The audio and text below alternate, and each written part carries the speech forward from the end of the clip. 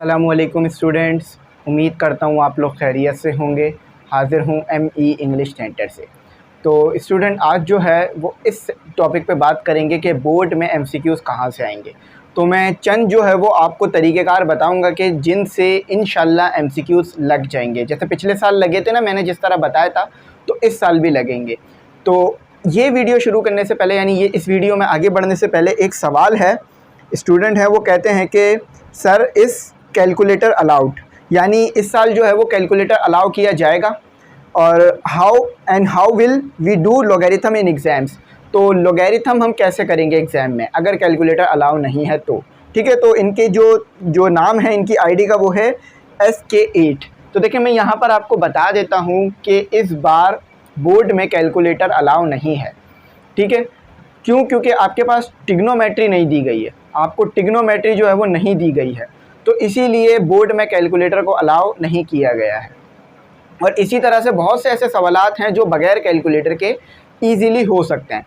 Math में मैंने अभी तक कोई भी ऐसा सवाल शायद खुद भी नहीं किया कि जिसको बग़ैर कैलकुलेटर के नहीं किया जा सकता हो, सिर्फ लॉगरिथम को हटाकर। अब इस लॉगरिथम के ऊपर भी मैं आऊँगा।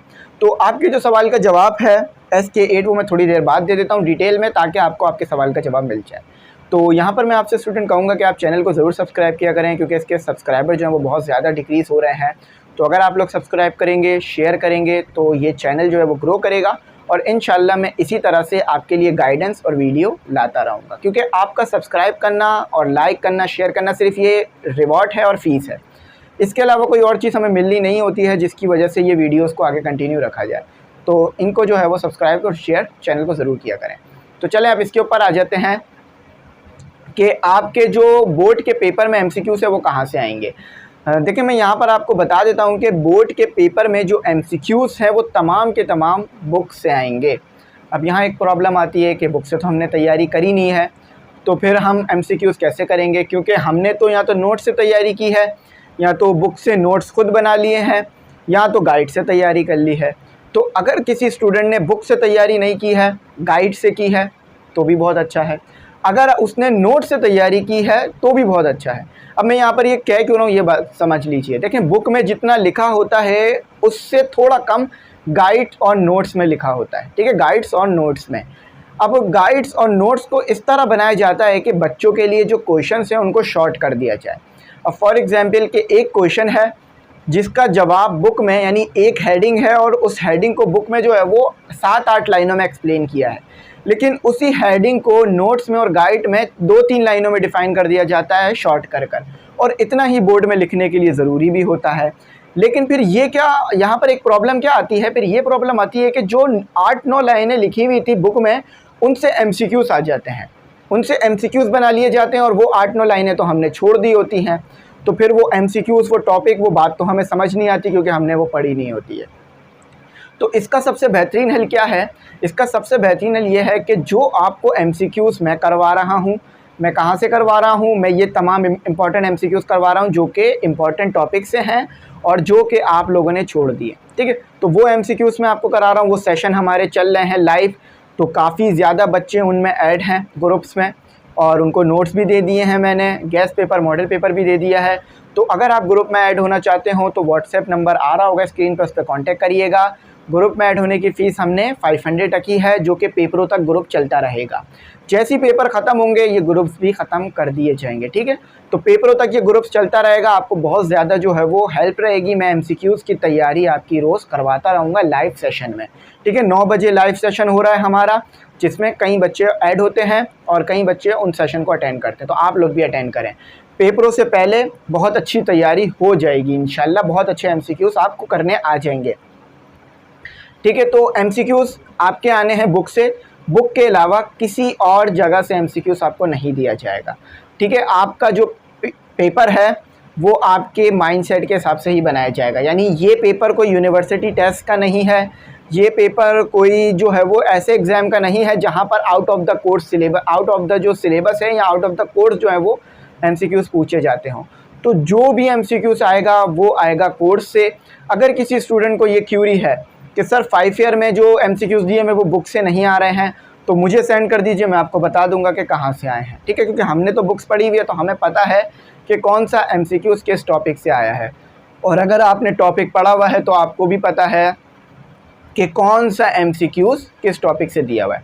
अब फॉर एग्जांपल कि अगर आप मुझे ये भेज देते हैं कि सर ये जो ग्रेविटेशनल कांस्टेंट है इसकी वैल्यू जो है हमें नहीं पढ़ाएगा, ये कहाँ से आई, तो अगर आपने टॉपिक बुक से पढ़ा हो या नोट्स से पढ़ा हो, अक्सर नोट्स में ये नहीं दी हुई होती वैल्यू, लेकिन जो हमने नोट्स बनाए थे उसमें ये चीज़ शामिल कर दी थी।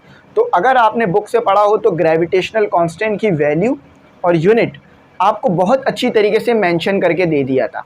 अब ग्रेविटेशनल कांस्टेंट से 4-5 MCQs बन सकते हैं सिर्फ इस जी से।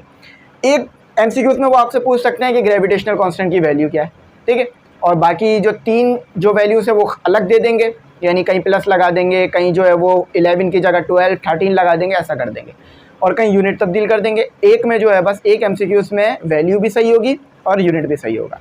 एक MCQs उन्होंने आपसे ऐसे पूछ लिया।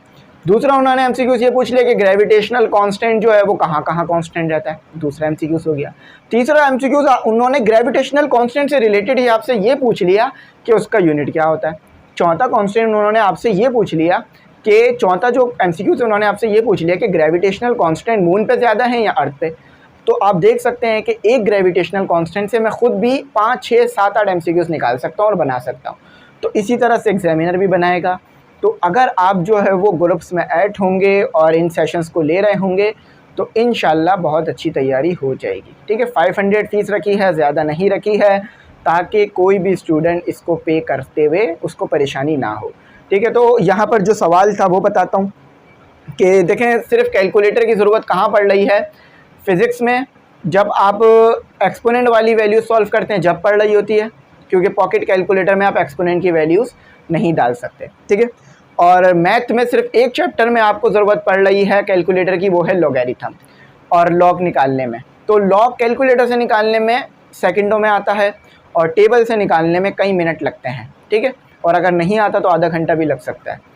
तो यहाँ पर ये है कि अगर लॉग वाला सवाल आए तो क्या करें, क्योंकि लॉग वाला सवाल तो ज़रूर आएगा पेपर में, और अगर लॉग वाला सवाल नहीं किया तो फिर जो है वो ज्योमेट्री से कोई क्वेश्चन करना पड़ेगा।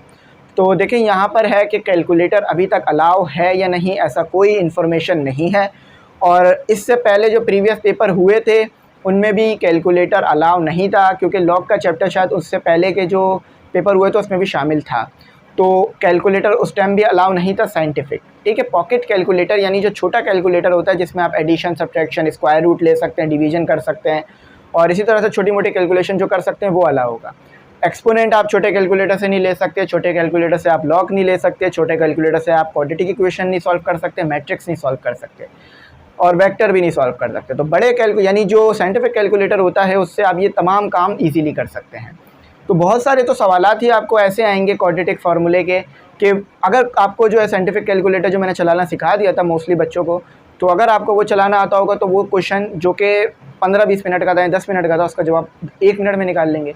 तो फिर इस चीज़ को मद्देनज़र रखते हुए शायद साइंटिफिक कैलकुलेटर अलाउ नहीं किया जा रहा होगा आपको, क्योंकि आप पूरी की पूरी इक्वेशन साइंटिफिक कैलकुलेटर से सॉल्व कर सकेंगे ईजीली, ठीक है। तो इसीलिए शायद आपको साइंटिफिक कैलकुलेटर अलाउ नहीं किया जाएगा पेपरों में, और अभी तक इस तरह की कोई न्यूज़ नहीं आई है कि कैलकुलेटर अलाउ होगा या नहीं। तो इंशाल्लाह अगर ऐसी कोई न्यूज़ आती है तो मैं फ़ौरन वीडियो बना दूंगा। आप कैलकुलेटर अगर आपके पास है तो आप उसको ले जाइएगा, लेकिन अगर कैलकुलेटर ना हो तो उसको ख़रीद लीजिएगा। लेकिन जब तक ये न्यूज़ आपको ना मिले कि साइंटिफिक कैलकुलेटर अलाउ है या नहीं, आप साइंटिफिक कैलकुलेटर नहीं लेके जाइएगा, क्योंकि अगर साइंटिफिक कैलकुलेटर अलाउ नहीं है और आप लेके जाते हैं तो ये आपके लिए प्रॉब्लम क्रिएट कर सकता है। तो मैंने आपको बता दिया कि मोस्टली MCQs बुक से आएंगे। अगर बुक से तैयारी नहीं कर रखी है तो आप जो है वो नोट्स और गाइड्स में जितने भी MCQs दिए हुए हैं उसकी तैयारी करें, और जो मैं आपको लाइव सेशंस में MCQs करवा रहा हूँ उसमें जो है आप पार्टिसिपेट करें।